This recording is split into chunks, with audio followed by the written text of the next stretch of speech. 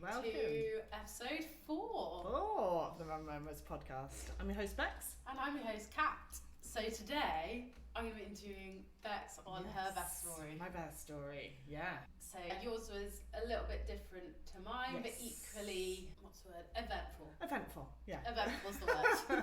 To say the least, yeah. So yeah, take us back. Take you back. So, back before she was due, I was expecting her to come early, much like you. I was convinced. Everyone else thought she would be late. It's your first baby, she's going to be late. No. I just knew she would be early. So were you doing all the... Everything. Yeah. Everything you described. So we did the dates, we did the raspberry leaf tea, the curb walking, lots of walking, the clary sage, the hypnobirthing affirmations, the meditations, and then in the last, maybe it was 2 days before she was born, I started doing pregnancy-inducing yoga, so birth-inducing yoga. And I thought, God, we're so similar. I know, it's so similar. And I went onto YouTube and I found the reviews of this lady and said, I did this yoga session, I did it twice, and my baby just popped out. And this other one said, so I know, it's so nice. I said, I did this, and then my baby just had the most magical birth experience. And I was like, oh, I'll do that. And we were set up for a home birth. Yeah. So I was convinced. So what did you organise for? So we did. So we had all the candles, we had all of the curtains set up and make it all nice and dark in the room. The staging area was the lounge. So we'd ordered the birthing pool, and that probably arrived at the beginning of November, bearing in mind that she didn't come until the end of November. But I said I'd rather have it there. We did a test run, but I was terrified because of our house. It's like a townhouse style. Our lounge sits over the garage, and the only thing supporting it are 2 pillars. And I thought, well, it says something like, once you have 2 people in it plus the water, it's nearly 800 kilograms. I was like, that's nearly a ton on our garage pillars. Is this going to hold? And I was absolutely terrified that it was going to fall through the garage. And I was thinking, it's either going to fall through the garage in the test run or during birth. And test I'm going to would be preferable. Yeah, test run preferable. Otherwise, I'm going to end up giving birth in the garage, covered in rubble, which would be fun. And then explaining that to the landlord would be really fun. So we tested it and we positioned it over where we had worked out after meticulous scrutinisation of our garage, the pillars, measuring that it was all right. It's by the window, so it's on the window frame, surely, plus the pillar, that'll be enough. And it was absolutely fine. It was fine.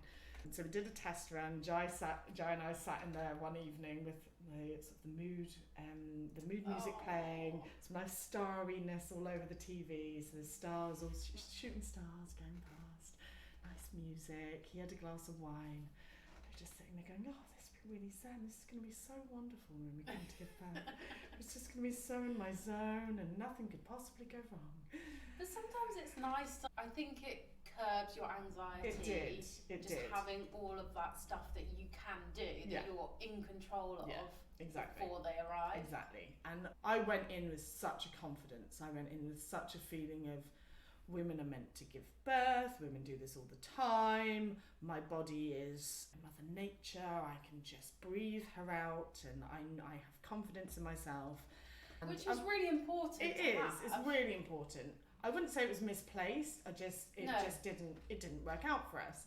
But we went in with all the right stuff, so all the setup was there. Giles had recorded all of the hypnobirthing stories. So in my ear, even during the practice run, I had him speaking in my ear, going through all these stories. We'd done them every single night, so I was nice and zen. So come the Saturday, I felt ready. Yeah, I felt really ready. I think it was for probably about 2 days I started to feel like you described, the twinges. So I started to go, oh, okay, that's interesting. Knowing that it wasn't a full contraction, but going, okay, this is interesting. Once they start, it's going to happen soon. Yeah. So then you get even more. You do get, this is happening. And you start watching out for those signs. Yeah. And we had gone for a long walk on the Saturday morning, and we actually ended up in the pub.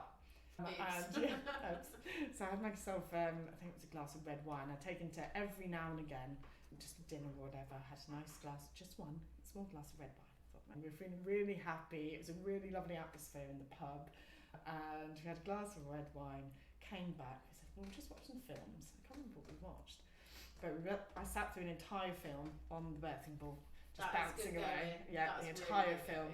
So I was doing all the figure of eights and all the actions. Open up this. Yeah, all of it. And then we said, should we just do one more yoga session? And bless Giles, he's just such an incredible man. He was doing the yoga with me. So I said, really? should we do the inducing yoga session together? He's like, yeah, let's do it. In the end, probably got to about 6 o'clock or 5 o'clock, and there was a football match on, I think. Jai put that on. I was reading my book. And I remember just as I was reading my book, like just starting to nod off, I was like, oh, this is so relaxing. Everything just feels really zen. Exercise. The oxytocin is high. Up here. Everything is high. Everything's feeling really lovely. So I dozed off, and Jai's dozing off on the other sofa. And all of a sudden, I just feel this of all this water come out. And it felt, I don't know, like triple the amount of you peeing yourself. And it just So all ran knew. down. I knew. You knew. And I went, Giles! And he didn't wake up. Giles! Didn't wake up. Giles! And he was like, what? I can't move. And I was like, my water's breaking. He was like, bless him. So What did he do? What was his first reaction? He sort of did the, what? I went, towels. And he runs upstairs, and bless him, he sort of lifts me off the sofa. No matter how much you plan for this, you still don't know what you're doing. No, you still don't. No, because it's such panic, and bless him, he was, sort of crust in his eyes, his arm asleep. And he grabs the towel, puts it underneath me, lifts me up, and he goes, do we need to change? I was like, yes, darling, we need to change me. And I'm by this stage just I can't bend over. So he fully undresses me. He goes, the nappies? I went, yeah, please. Grabs me my big lady nappies. So he puts those on. I prepared first. Big girl pants. Yeah, they were, pulls them on me. And I think over the next course of maybe 2 or 3 hours, I got through 6 or 7 of those. And it just kept coming. Oh it my was gosh. so much. And I sat on the birthing ball and was just doing all the exercises, just carrying on, doing deep breathing, and Jai was checking in. Why are you peeing yourself? Yeah. He was asking you, is everything okay? How are you feeling? Oh. Yeah, feeling And what fine. time was this? 7 p.m. Okay. Waters break. Yeah. And then we got to about 10 p.m. and I said, look, we just need to get some sleep now. Even though my adrenaline was through the roof, I knew that I needed to get some sleep because I just had a feeling as well this was going to progress really fast. Yeah.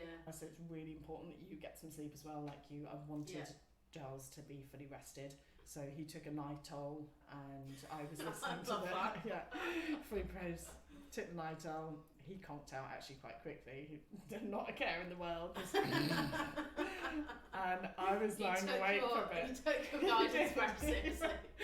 And sleep, lovely. Okay, No. So he was asleep by 10:30, I think. Yeah, just completely out. And I was listening to his birth stories in my ear. And it was lovely actually. I did fall asleep. So I probably fell asleep at about 11ish. It was really relaxed. I was getting very much, I felt still in control and I felt still fairly zen. My adrenaline was high, but I still felt, this is exciting. More exciting adrenaline exactly. Rather than anything else. Yeah, I wasn't panicked at all. We called Joanna because even though she was my midwife for all of my checks and she did our hypnobirthing classes, she basically said, look, if I'm on call, I will do your birth. So and it nice, just so isn't it? happened, we rang her, she said, I'm on call and I'm ready. So just relax, try get some sleep. Yeah. I'm not going to come over anytime yet, just let me know when you start having contractions. That must have been quite nice and in terms of feeling relaxed. It was. And having a familiarity face. was so lovely. It was so reassuring. Yeah. Because we'd gone through that whole She's been through period. the whole journey with you. Exactly. Yeah. Plus the hypnobirthing, we got to know her so much better, so it was really nice to have. And when she said that she was on call, it was so relieving. Stars have aligned. Yeah. Yes. So we went to bed, I fell asleep at around 11ish. And at about 2:30, I woke up and I had really big contractions. I went, ooh, okay, that's what those feel like. Wow, okay. So I went onto my Freya app and I started tracking them. And when I first started, they were roughly 7 minutes already apart. And I thought, okay, that's quite I swear they should be, 10, 15 minutes. So we've jumped quite it's fast. 4 minutes when you then call the midwife, isn't it? Yeah, and it went so quickly. From 2:30, I was looking at and doing the timer, had my hypnobirthing stories on. Was Giles still asleep? So I just thought, let him sleep. Yeah. Just leave him sleeping. He needs as much sleep as possible. Yeah. And it got to about 4, and my contractions were now every 4 minutes 15. I thought, wow, this is progressing really quick. I can't. I need. If it's progressing that quick within an hour and a half, I need Jai to get up and help. By this point, I mean, kudos to you for doing that by yourself. Yeah, it was. I just knew I wanted to give him that extra sleep, as much sleep as he could get as possible. But when I did finally wake him up, I needed to be held, and I sort of did it's dying, and he went, "Oh, okay, what do you need?" And I said, "I just need to be held. Please hold me." And then every few minutes I was going, and he was just holding me in bed and just like rubbing my hair and rubbing my back. And I think we did that for about half an hour. He said, right, I need to go and get everything prepped. So he comes downstairs and I can just hear him working away. He's getting all of the birthing pool set up. The dogs are looking at me very strangely. What did you do with the dogs? They were hanging around. So they were very much part of it, but they were looking at me sort of, what is going on? Why are you? They know something's going on, but they don't quite know what. Yeah. So it was probably around 5-ish, half 5, and I started to feel terrible. So in between every contraction, I felt violently sick. Okay. So from about 5:30, Jai just about set up the pool. Mm-hmm. I had come downstairs. But before that, you weren't feeling sick? Wasn't feeling sick. No. And I think they were probably every 3.5, 4 minutes by this point. Yeah. And in between every contraction, I was then being sick. So I had no respite whatsoever. I remember being on the floor. So it was like contraction, vomit, sick. contraction, vomit, contraction, vomit. And I was putting my head on the yoga ball and just gently rocking like this. Yeah. The fire's on. It's such a lovely environment. Mm-hmm. The music's on in the background. It feels so warm and cozy. But there was nothing cozy about the experience that I'm going through. I wanted to be able to enjoy those bits between the contraction. Everyone said the contractions aren't fun, but really you get a respite. Enjoy that, few minutes. There was no respite, and I just sat on all fours, being sick, and I just said, Charles, tell Joanne to come here now. And I remember him on the phone to her. He said, very calm. Yes. How many minutes? Okay. All right. Well, I'll be there when the calmest woman ever. She's just brilliant. Okay. Well, I'll be there in 45 minutes. And I said, 45 minutes. Oh, no, I can eat her now. And I think Jai actually rang her back and said, she really wants you to be here now. By the time I think she got here, by the time she got there, it was about 7:30-ish, I think. Okay. So we had done that first couple of hours of just sitting there being sick, going through the process.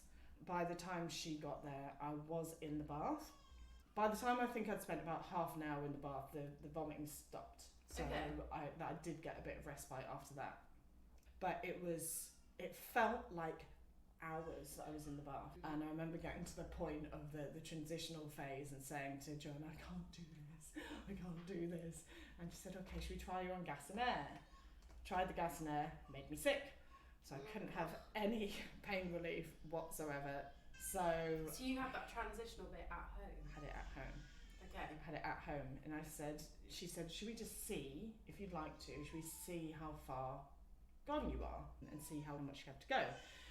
And so for people listening, the transitional bit, and if you don't know, I didn't know before I had a baby, is where you get to the point where you're very, very close to giving birth and you feel like you can't do it. And a lot of people say, I can't do this anymore. And the midwives say, no, you can, you're doing great. Yeah, just push through it. Yeah.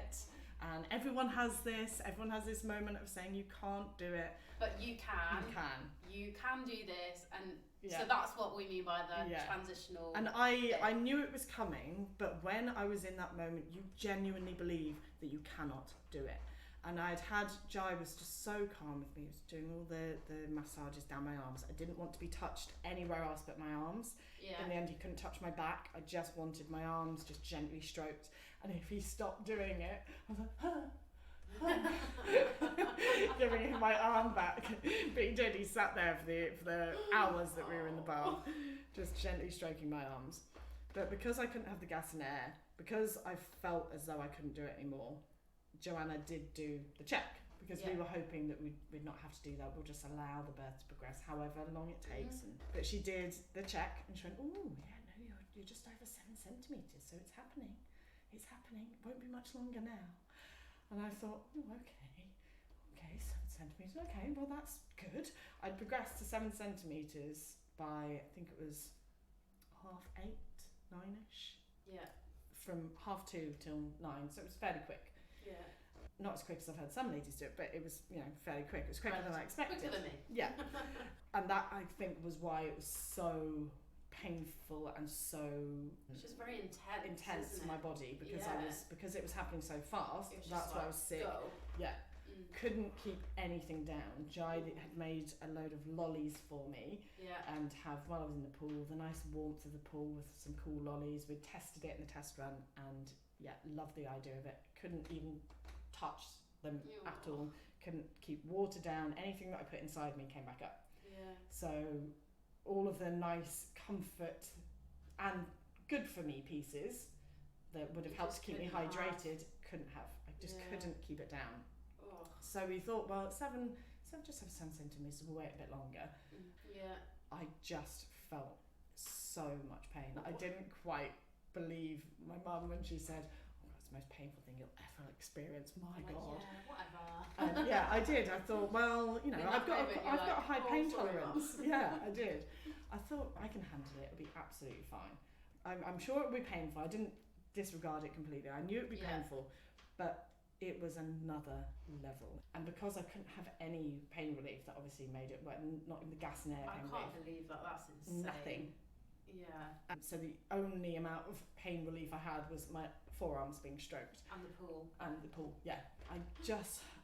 We went back and forth a few times of me being in tears, saying to Joe, I'm really sorry, I need to go to the hospital, I need to have an epidural, I can't do this anymore. And he was obviously really understanding. He said, babe, you did tell me that if you did this, that I was to tell you to push through. You told me to tell you no. And I went, I don't care what I told you. I don't care. This is real. I need help. And he said, right, okay, we can get you help if you want to go to the hospital. But don't kill me. Yeah, exactly. Because you told me. This is very confusing because you told me not to, and now you're telling me to do. So if we get there and then you tell me that I've done it wrong. Exactly. It's not my fault. And in the end, while she was speaking to the other midwife, I think down here, I said to Jo, I can't do this. You need to tell her to get the ambulance. I can't do this. We need to go, please. And I remember roughly what time that was? It was about 10. Yeah, it was about 10ish. You've been going for like a good 8 hours now. Yeah, exactly. Yeah. So it was a good 8 hours of real full-blown labour and the contractions were so intense. I felt as though, at the time I thought, God, she must even be coming down. Yeah.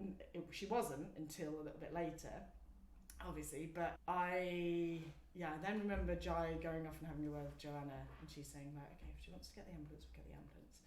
Yeah. I remember her saying, oh, they're just around the corner, so they'll be here any minute now. And I must have jumped out of the birthing pool.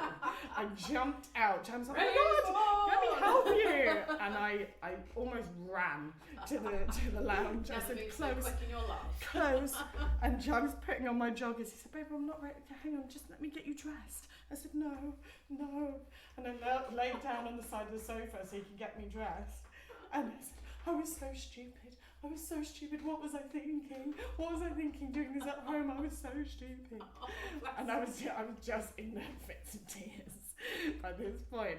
So the ambulance turns up, and Jai and Joanna were talking to each other and saying, oh, the ambulance is here. We'll take her downstairs. I'm gone. I've come down the stairs. You're waving them down. No.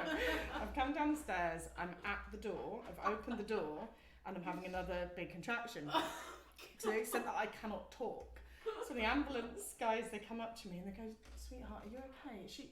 How far along it is? They don't know. They hadn't been given a lot of information. So I remember him saying to me, I said, Rebecca, how far along are you, sweetheart? You're how like, far I are you? can't talk. I was going, this far along. This. I could not speak. And Joanna sort of runs out and says, no, she's full term and it's happening. So I went, all right, sweetheart. They're really lovely, again, really softly spoken. And they get me into the ambulance. I remember getting in there and I'm lying on my side and he tries to give me the gas and air, try and take a bit of it, and again I go, no. So I was just chewing on the mouthpiece. Yeah. As I couldn't breathe in. He said, take breath, sweetheart. I said, I can't, sick. And I said, please, can I have some drugs? And he went, darling, that's all I can give you. We're not allowed to give you anything else. I went, damn you. No, please. Can I have some drugs? Please, I just wanted pethidine or something. Give me something. Didn't work. And Jai was meant to, we'd agreed that if I did have to go into an ambulance, he would get in the car behind so that we'd have the car seat, we'd have everything. But he made the right decision. In that moment, he couldn't think. He grabbed our bags, that was by the door, we'd got that all prepped, but he just got into the ambulance as well. He also didn't believe me because I was in such a state. Yeah.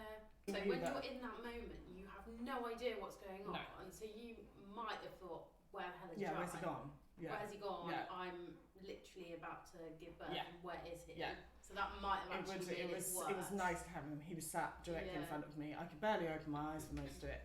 And the ambulance, they took me on blues and twos because I think everyone knew it was imminent. Now, I only realised this after the fact, but I'm pretty sure I was giving birth in the ambulance because I felt now I know what the contractions feel like, but I felt the movement. So I felt her coming down, and every time she came down, I felt this gush of water.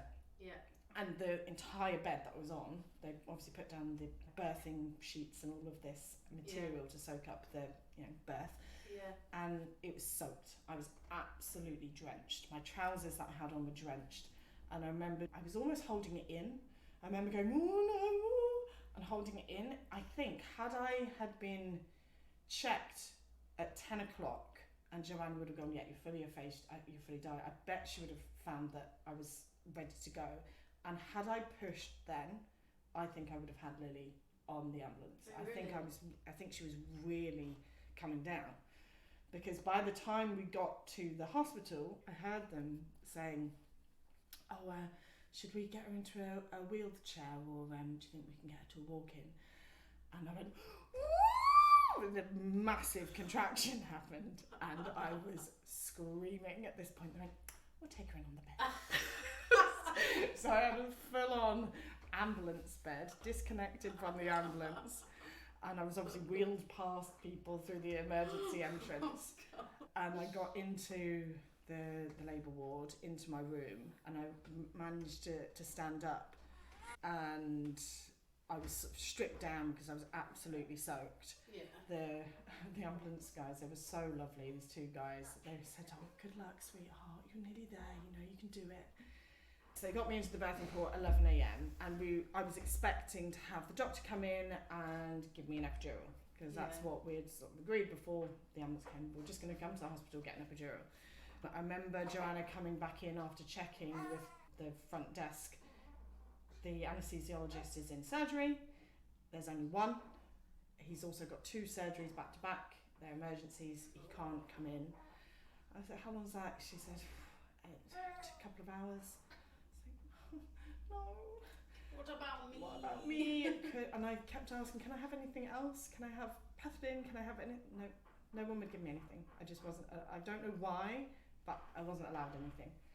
Do you think it's because you were so far along? I must have been. Because they do, I'm sure I remember them saying about pethidine, they don't like to give it to you if you're literally about to give birth. Because it goes into the baby, Yeah. So I couldn't have that. The gas and air still couldn't take. Yeah. I still couldn't take any water. So Jai and Joanna kept trying to pass me little tiny cups of water. They were really starting to get worried because I couldn't keep anything in, and obviously I was getting more and more dehydrated.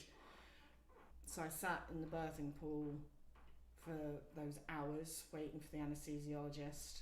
So this was probably about 2 o'clock. Joanna said, do you want me to just have a look, have a feel, and see, you know, where we are?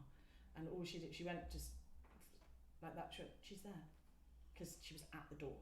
But I think she'd been at the door since the ambulance. When you put, yeah. Because I think had I known to push, she would have come out. Mm-hmm. But she'd been at the door that entire time. So because I'd felt this intense pressure down there that entire time in the bath once I got to the hospital, she was there, and I had a feel, and she was. Oh, did you? Yeah, she was that far from the door. She was right there. So literally, just put a finger. All I did was that. Yeah, to there. She was there. Like, what an incredible feeling. It was mad, and I could feel her hair, and that gave me this a spur of energy. And equally, Jai, Jai got emotional and said, maybe she's nearly here. You're doing so well. She's going to be here. We didn't realise she'd been there for hours. So we thought, well, okay, it's just going to be a couple of pushes and you'll be able to get her out. We've got faith in you. You can do this. So the anaesthesiologist came in then. He knocked on the door and said, epidural? And we went, no, we're just going to give it a go. And I remember just this sort of sliding doors moment of, bye. Oh, God. Bye. Yeah. And after that, we thought it would be quite quick. We thought, well, she's there. She has to be. She's got it coming. It's fine. And no, did not happen. Another hour goes by. And I'm back to going, I can't do this, please. I'm being tortured, please. I feel such pressure. Jai was getting me to move around, stand up, to get movement, all the right things to do, but she just wasn't coming, she wasn't moving. It felt like all of the contraction was pushing into solid mass. Obviously she was there, it wasn't moving. I couldn't describe it at the time. I can only describe it now. I know that those contractions were doing nothing. All they were doing was squeezing her. And she was not moving, nothing was going that direction anymore, like I felt in the ambulance. It was all just going and stopping. And I remember them saying, right, we're getting the doctor back in to talk to you. They brought in one doctor and she said, oh, the anaesthesiologist is back in surgery, I'm so sorry. And by this point I was hysterical. I'm not surprised, especially because you're like, oh, I could have had it. I could have had it. She was there. She was there. Yeah. She was right there. I could have had it. I remember grabbing her and I'm being tortured. This felt so bad for Joanna and Jai, but I felt in that moment that no one was listening to me. Yeah. They absolutely were, but in that moment I felt as though I wasn't being believed. But I hadn't articulated what I was experiencing. I just articulated pain. When you're in that moment where you've never ever experienced that before. Yeah. And you're trying to describe something when you're in pain. Yeah, it was tough. And especially to like a midwife who she's seen a lot of women in pain. So you know, it's not that it's not believed, but it's just but there's a certain amount of that goes along with it. Yeah. They kept monitoring Lily just with the Doppler. Yeah. And they said her heart rate's fine, she's really, really good, but she's been at the door for a really long time now. So they brought in another midwife, who was sort of the head midwife on duty, and she went, all right, sweetheart, what I'm going to do, I just need you to lie back, okay? And I'm going to see if I can get her head moving with my hand, okay? This isn't going to feel very nice, but just lean back and we're just going to see what we can do. Bear in mind, you're still no pain, nothing relief. Can't have gas in there, not a thing. So she sticks her hand in, and I can feel everything. But is it really painful? It's really uncomfortable, verging on pain. And she put her hand under Lily's head, and I remember looking at her face. So I'm sort of like this, looking down through my legs, and she went, okay, yeah, no, she's not going anywhere.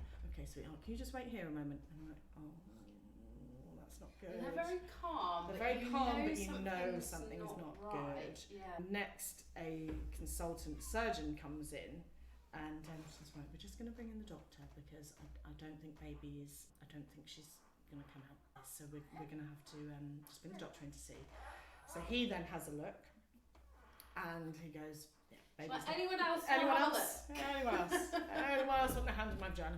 It does get to that point, doesn't it? Yeah. And they said, I remember them talking, they said, when was the last time she drank and ate? And Jai and Joanna were like, she hasn't since last night, we cannot keep any fluids into her. Yeah. So they try then to get cannulas into me. Both the veins in both hands had just completely, not collapsed or dried up, but they could not get a cannula in. They're not hydrated. They're not hydrated enough to get anything in. I remember just being held like this to try, and they were trying to get stuff into me on that arm, and I was just being tugged at and pulled at, and I was so out of it by this stage. And then this arm got done, and I just remember being sort of tugged at and pulled at. And then at one stage during it, they sort of said, "Oh, I think we've lost baby's heartbeat." Okay, so we're just going to put a clip on baby's head, okay, and just make sure that we. What does that mean? Like they put like a clip actually onto her head to measure their heartbeat there. So yeah, they put the clip onto her head. I don't know quite how it works. They refer to it as a clip, but to monitor her pulse and heart rate and everything. And they said she was still fine. She was still strong and normal. So we felt reassured by that. But the doctor said, look, I remember him looking at me, and Joanna, I think, had mentioned, everything sort of feels like a bit of a blur, but Joanna said, oh, he's really good. He's one of the senior surgeons. So I went, oh, that's either really good. She said that about anyone. I was like, that's either really good or that's really serious. Because he rushed in with a team, and he had Joanna, the nice midwife who tried to get her hand in, get her out. He had the surgeon, his surgeon's assistant, and then I think another midwife. So it was a massive team in there just all surrounding me. Yeah. And they had a table of implements that were wheeled in behind him. And I just thinking, what the hell are you doing with them? Yes, and I don't remember really looking at them. By this point I was really exhausted. And they said that we're going to try a kiwi cup. So they put the kiwi cup on her head first. And they were saying when the contractions happen, and I could barely even feel, I knew the contractions happening, but I couldn't really distinguish because I was in so much pain because she was just constantly constant pressure. It was harder to distinguish when the contractions were coming than they were before. Yeah. And I remember the woman saying everything that you're probably taught not to do, the legs up in the stirrups, the bearing down, the not talking, I'm going to need you to do that now, okay? I'm going to ask you to do everything that you were probably told not to do. So when I was pushing, she went, okay, and push. I was doing that. She went, no sound, sweetheart. I need you to put all of that and push down because we need this baby out for you now. And I was like, right, okay. So he's pulling on the kiwi cup, and I remember seeing... the kiwi cup is the suction, the ventouse, yeah. So that he's pulling like this, and I remember him like grimacing, and his hand's shaking, and the contraction stops, and he goes, and the whole thing snaps in this really dramatic fashion, and he takes a stumble back, and everyone looking at him, and going, okay, wow, and he went, wow. And it was she was so stuck that the amount of pressure that man was putting on it. So was the ventouse still on her head? It pulled off of her head, and she had a massive welt, like a blood blister style welt on her head, where it just tried to suction her head up, and it didn't work. And it was really like that. So that didn't work, and he went, okay, so we're going to have to do forceps. And I remember just going, please get her out. Yeah, at that point you're like, please get my baby out. Please get her out. And we're going to have to do an episiotomy. So, and again, these were all the things that I didn't want to happen. Yeah. But I just wanted her out, and I was so exhausted, and I was just terrified by this point because there was a palpable tension in the room of this baby's really stuck. Yeah. Really not in a good way. Yeah. If her heart rate had changed at all, obviously we would have been in an emergency C-section, but she was so close to the door. I think I was in that bucket of people that would have been actually really difficult to do a C-section with. They would have to pull her back out from the door. Yeah. So they cut me, they did 2 injections. He said, this isn't going to feel very nice. So he did the episiotomy, and puts the forceps in, locks them into place, and he goes, right, we need to wait for a contraction, okay? And I start crying, and I remember the midwife goes to me, she goes, sweetheart, none of that, okay? I want you to put all of your energy, you can cry when baby's out, we need to get this baby out now, okay? And I was like, oh my God, okay? What about Jai's here. Jai's been asked now to push into my feet.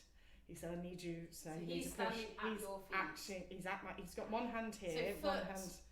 Yeah. Doctor with forceps. Doctor's here. Midwife's here on this foot. Joanna's here. Jai's here on this foot. Another midwife over there. And then the surgeon's assistant there. And Jai's pushing. The other midwife's pushing as he's pulling on the forceps. First, it did happen, I think, on the first one. So he did a big pull, pulled her out, and immediately puts her onto my chest. And when he pulls her out, her head and shoulders come out at the same time. Her head came out. Yeah, and then it's 2 pushes, yeah, isn't it? her head came out first with the forceps, that was it. And then on the second one, I think he maybe put his hands in and pulled the shoulders. Yeah. But little did I know, I had torn massively. So despite the episiotomy, I had torn all the way from vagina to anus. It went up to the sphincter, but I just managed to not go too far into the muscle of the sphincter. So wow. He put Lily on my chest. And at that point, could you feel... I couldn't feel because you've there. been in so much pain. No, I couldn't feel. I almost felt like I was gonna almost pass out at that point. I had no energy, and I'd been in so much pain. I didn't really know what was going on. I just remember having her. She was there, and I tried to pull her up to me, and he went, "No, sweetheart, your placenta's not long enough." And I remember, and I cried. So I was sort of holding her, and Jai's in tears and emotional, but he had seen everything. And I could see from his face that it was really traumatic for him, because he was just grey from watching. Which would explain, we saw Giles in the hospital actually when we came in, and he was just not making any sense. No. But that was very shortly after you just had Lily. Yeah. He was just completely out of it.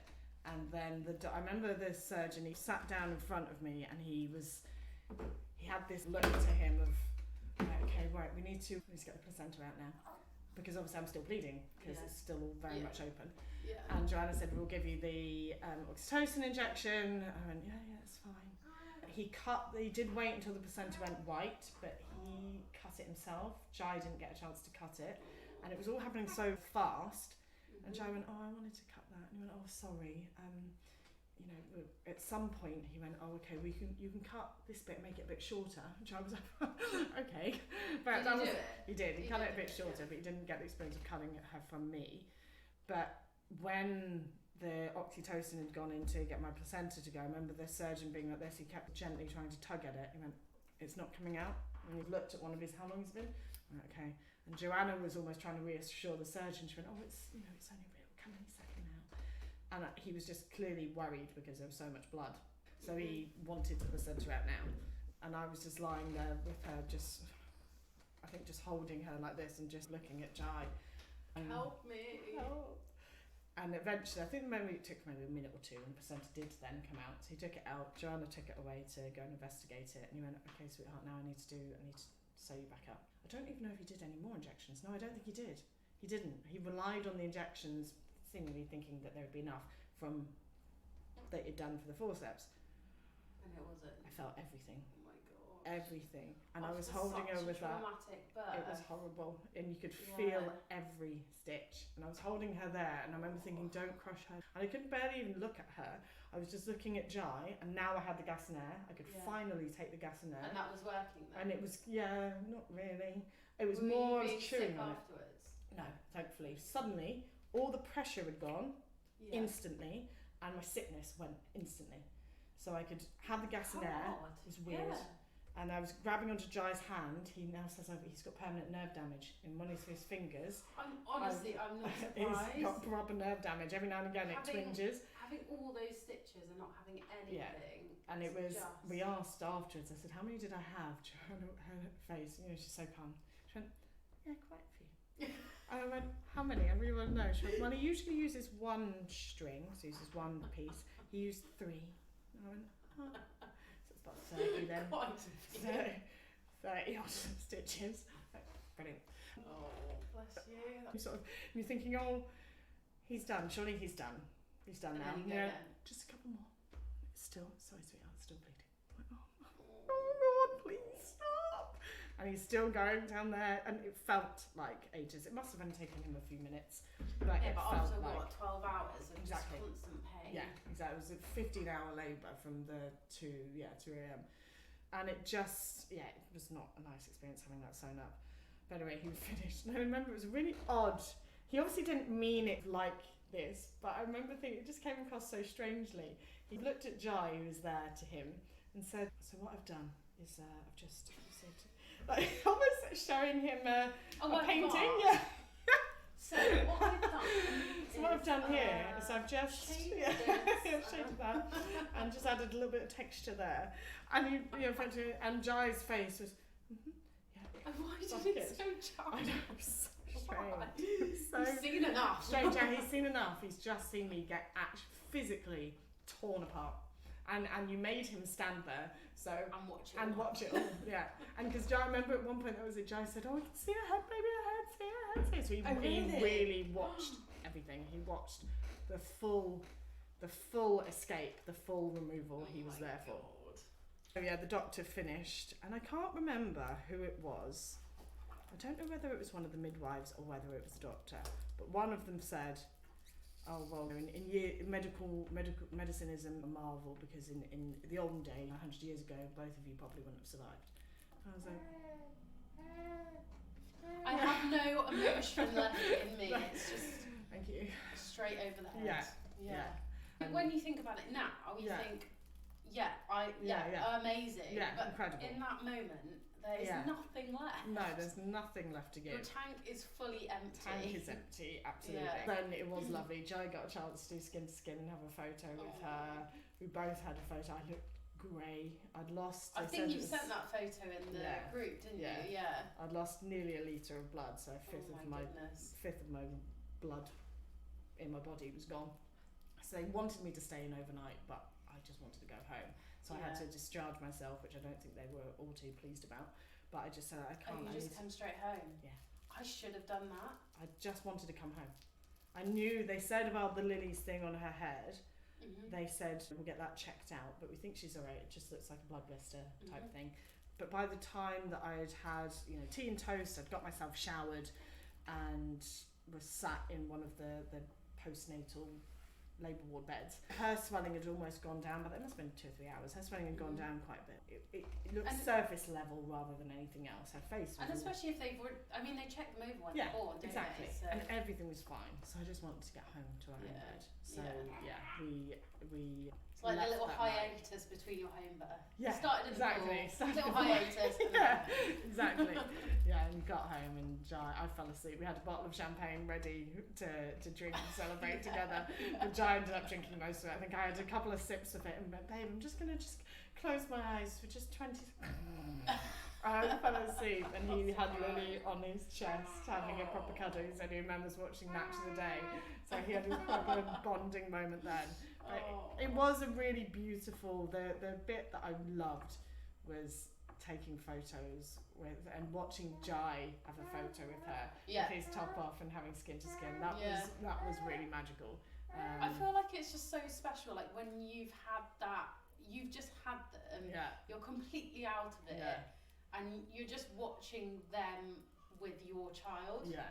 And it's just really heartwarming, isn't it? Yeah, it is really heartwarming. And I was waiting. Jai had to go back home and get the car seat, so I was looking over the little tub bed that they put them in. So I was just leaning over going, "She's mine, I made you." And I just stared at her for ages, going, "Oh God, you're so special." It was a really, really lovely moment there. It was so nice to finally have her. And I think as soon as it's over, the pain doesn't. You don't forget the pain, but it does start to almost immediately leave your mind, and all your focus is then on this tiny little human. Just wanted to get home with her. Just wanted to be at home, be in my own bed, and that was my birth story. I feel like mine should maybe come with some kind of warning at the start of it, because Anyone's squeamish. Beware. Beware. But it was and the doctors were brilliant. They were fantastic. I'm really, really, even though it didn't go how we wanted to in any way, shape or form, and my body wasn't doing what maybe what it was supposed to, or maybe I didn't know whatever happened. It happened in the way that it was supposed to happen. Yeah. She came out, she was healthy, her heart stayed strong all the way through. So, yeah. What more do you want? Exactly. Yeah. You have a healthy baby at the end. Yeah, exactly. Yeah. It's funny that you think both of us, our births were absolutely the opposite of what we have both intended and planned for. Exactly. But they were still special. Yeah, you know, special. They're born in the way that they were supposed to be. Yeah, so. Exactly. And it, it made her. I like to think that she's a tough cookie because she sat in there and she must have had. And she was so chilled about it. Yeah, she was chilled. She must have had a really strong massage for 6 hours. So yeah, she was clearly having a nice time, just stuck there. I love that she was just so chilled the whole time. Yeah, heart rate didn't move. She was absolutely like, not fussed. Yeah, I'll just stay here. Just cosy. More snack. Yeah. So yeah. Aww. So all's well that ends well. It is, yeah. Yeah. 2 healthy, happy babies. That's it. At some point we will cover off post-birth. Yeah, we'll recovery, getting back to you. Yeah, getting back to you, yeah. Hints and tips, some of the things that we found really useful when we were getting through those first few weeks. Some of the things that they tell you not to get, which we found useful, and equally the reverse of things that we wish we had. So we'll share those with you. So our next session is going to be Joanna. Yeah. We're going to do an AZ of hypnobirthing, debunking the myths. I've just given you an idea of what it is. There seems to be a myth out there, understanding that it's being hypnotised. Yeah. It's not. It's not. Yeah. And it actually, for me, I found there's some very useful skills that I've used post-birth as well. Yeah, definitely calming attitude, that self-belief, and even though births didn't go to plan and we didn't have the classic hypno-birthing birth, it was really useful. We still used a lot of the skills that we'd learned. 100%, yeah. Even down to the being informed, asking the right questions piece, which you spoke about in your birth quite a bit. I think that all came from the hypnobirthing class. So hopefully all your questions will be answered during that session. Yeah, we can't wait. Yeah, it'll be a good one. But for now, thank you so much for joining us on that up and down journey. The roller coaster of having a baby. Well, thank you for joining us. Like, share, follow. Let us know your thoughts. We'll speak to you next time. Speak to you next time. Thanks so much. Bye.